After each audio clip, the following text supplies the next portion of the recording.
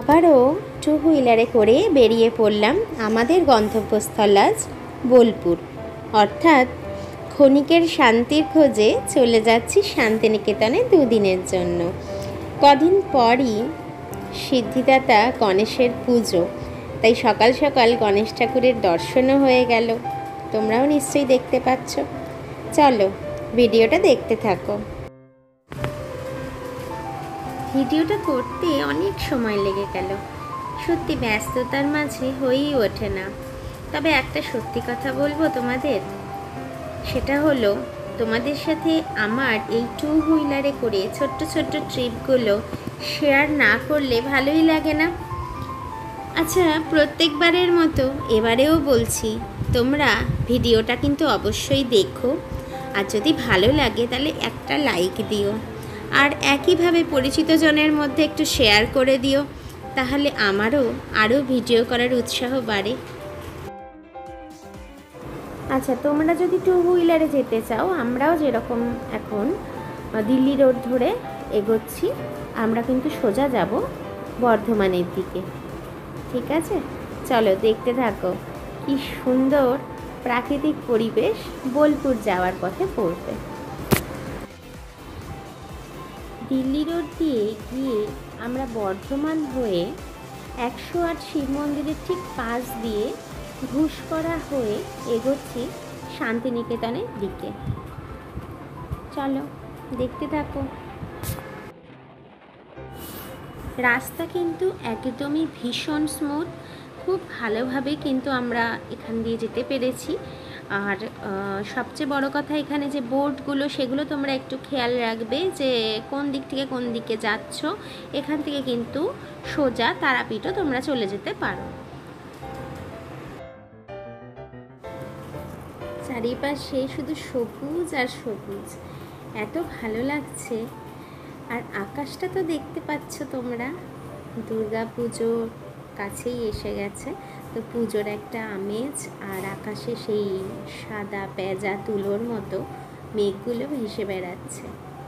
মাঝে মাঝে মনে হচ্ছে এক্ষুনি হয়তো বৃষ্টি নামবে, কারণ কোনো কোনো জায়গায় বেশ মেঘলা মেঘলা, কিন্তু তারপরেই আবার খুব পরিষ্কার আকাশ। এবং এখন যে আমরা চলেছি বোলপুর মানেই সবার মুখে শুনি ভীষণ গরম, কিন্তু না, সত্যি আমরা খুব ভালো একটা ওয়েদার পেয়েছি যাওয়ার সময়।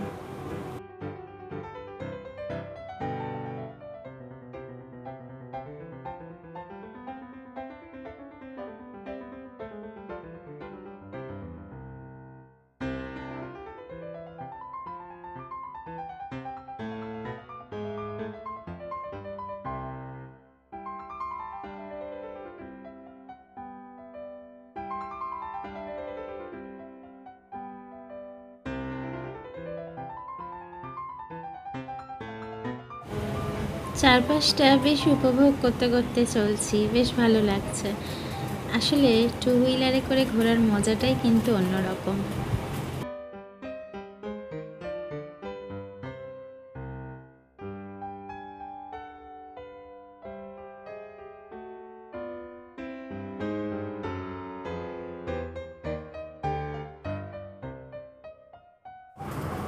চারপাশের প্রকৃতিটা অপূর্ব সুন্দর, সত্যিই যেন একটা শান্তির নীড়ের দিকে ছুটে চলেছি।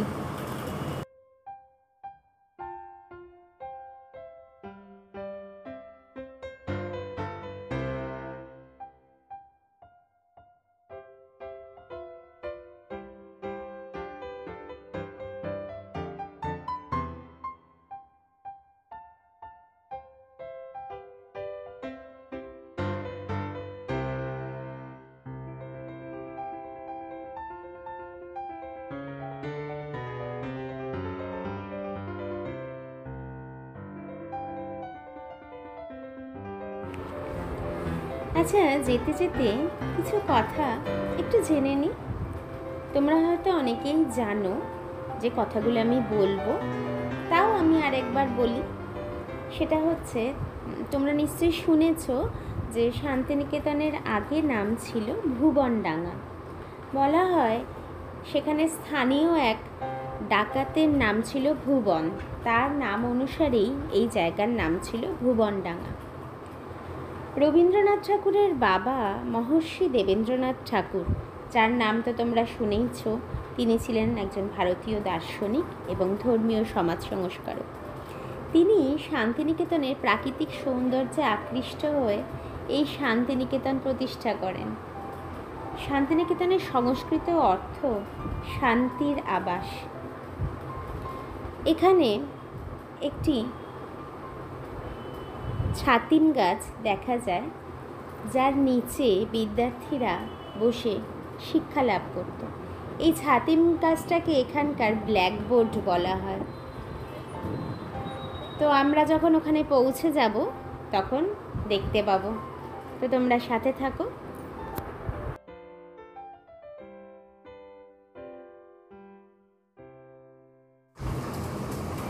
এটি হলো ঘুষকরা ব্রিজ। সেখানে উঠে পড়লাম। চারিপাশটা দেখো, সুন্দর ফাঁকা ফাঁকা। আর সত্যি কথা বলতে এখান দিয়ে যখন আমরা যাচ্ছিলাম, অপূর্ব লাগছিল কিন্তু।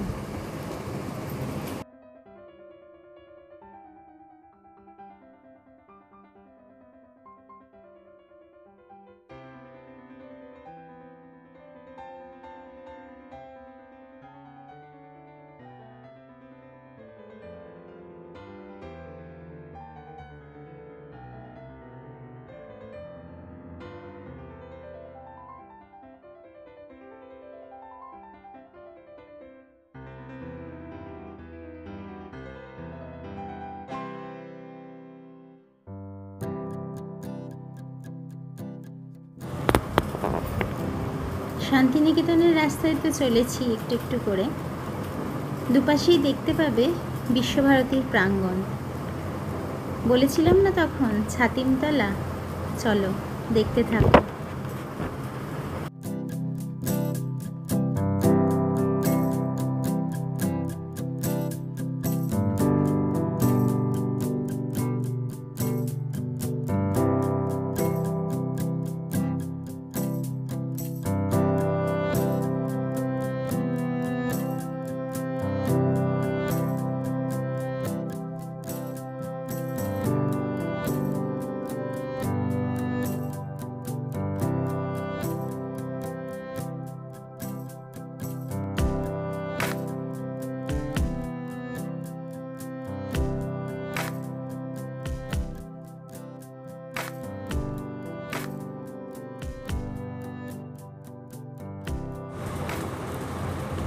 তোমরা নিশ্চয়ই জানো, অনেক বাংলা সিনেমার শুটিং এখানে কিন্তু হয়েছে।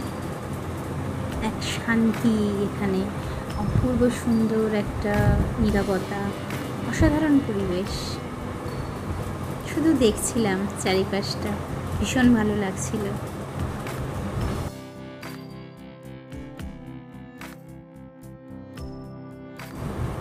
এই হচ্ছে সেই ছাতিমতলা, যেখানে বিদ্যার্থীরা শিক্ষা গ্রহণ করত।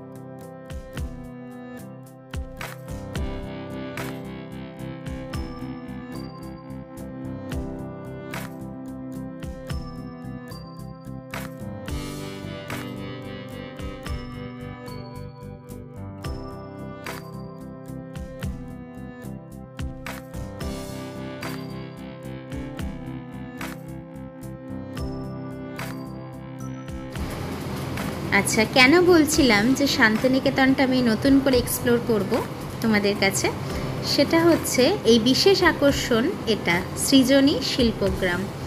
এখানে তো সোনাঝুরির হাটে অনেকেই এসেছো, এই জায়গাটা কিন্তু ভীষণ ভালো লাগবে। এখানে টিকিট কেটে ঢুকতে হয়, তো আমি সমস্ত কিছুই দেখো ভিডিওতে তুলে ধরেছি। এই এরিয়াটা এতটাই বড়, অনেকটা সময় কেটে যাবে, কিন্তু এটা তোমার একদমই মানে অদ্ভুত লাগবে যে এখানে তুমি একটু বোর হবে না, ঘুরতে এতটাই জায়গাটা ভালো লাগবে। তো চলো ভেতরে এসো আমার সাথে, দেখতে থাকো।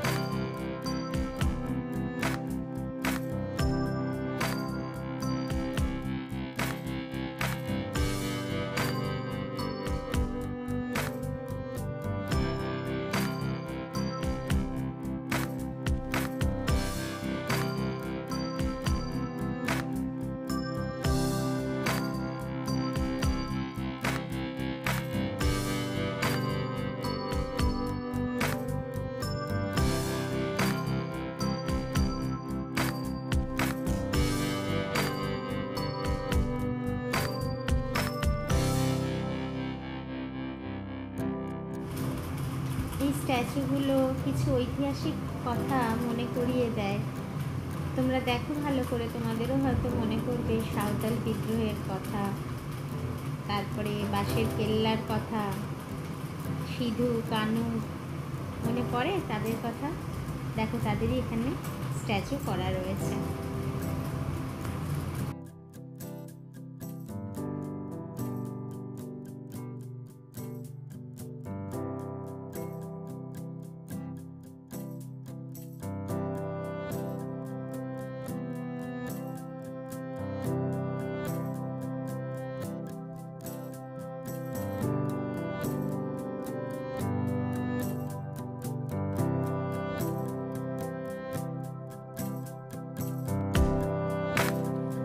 কুটুম কাটুম দেখুন, কুটুম কাটুম ঘর ও কেনা যাবে তো, এই তো লোক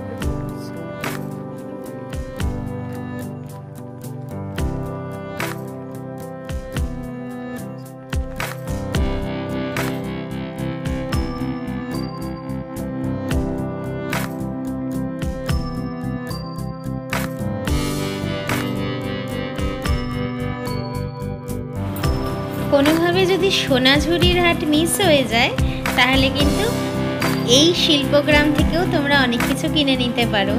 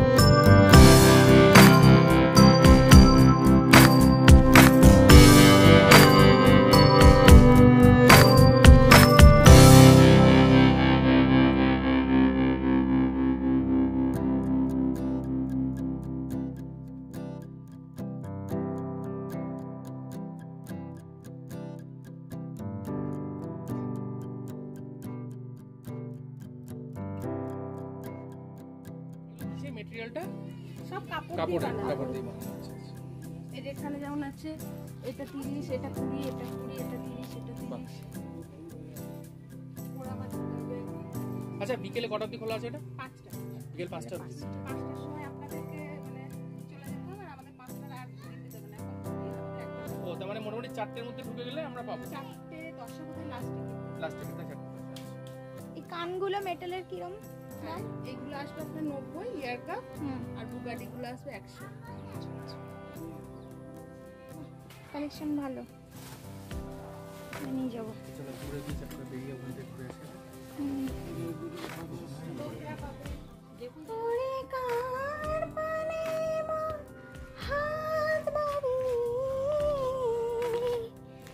লুটে যায় ধুলায় রে আমার মন ভুলায় রে, গ্রাম ছাড়া ওই রাঙা মাটি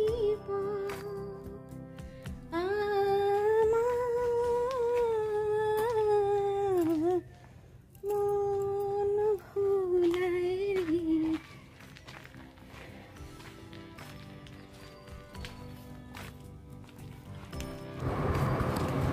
ওয়েস্ট বেঙ্গলের সমস্ত দিকের প্রত্যেকটা শিল্প এখানে খুঁটিয়ে সুন্দর করে তোলা হয়েছে।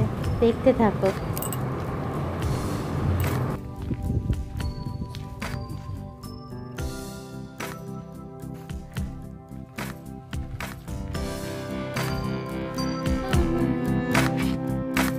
যদি তোর ডাক শুনে কেউ না আসে, তবে একলা চলো রে, একলা চলো, একলা চলো, একলা চলো, একলা চলো রে। কুটুম কাটুম চদর বদর, এটা চদর বদর।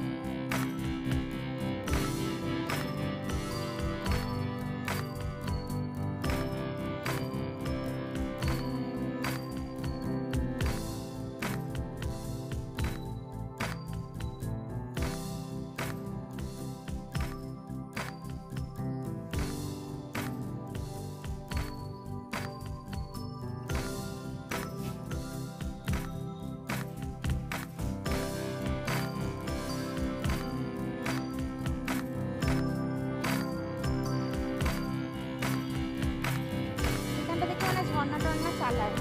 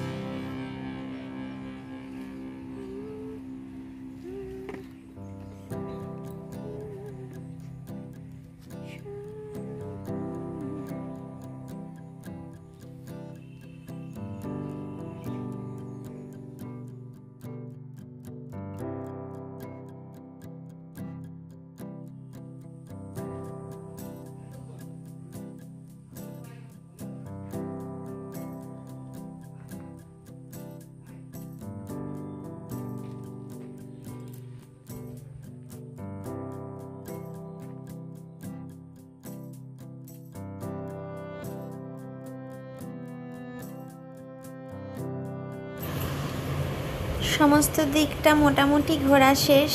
ভিডিওটা অনেক বড় হয়ে গেল, তোমরা হয়তো একটু বোর হচ্ছ, কিন্তু তোমরা একটু প্লিজ সময় করে ভিডিওটা দেখো, আশা করি তোমাদের ভালো লাগবে।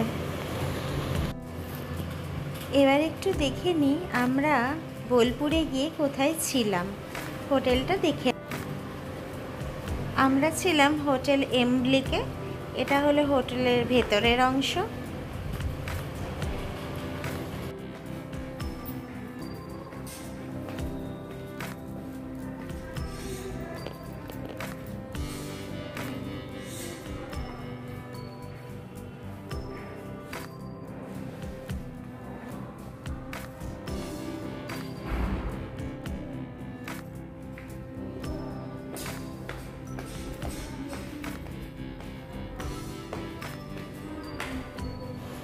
হোটেলটা ভীষণ সুন্দর, আমরা 3 তলায় ছিলাম।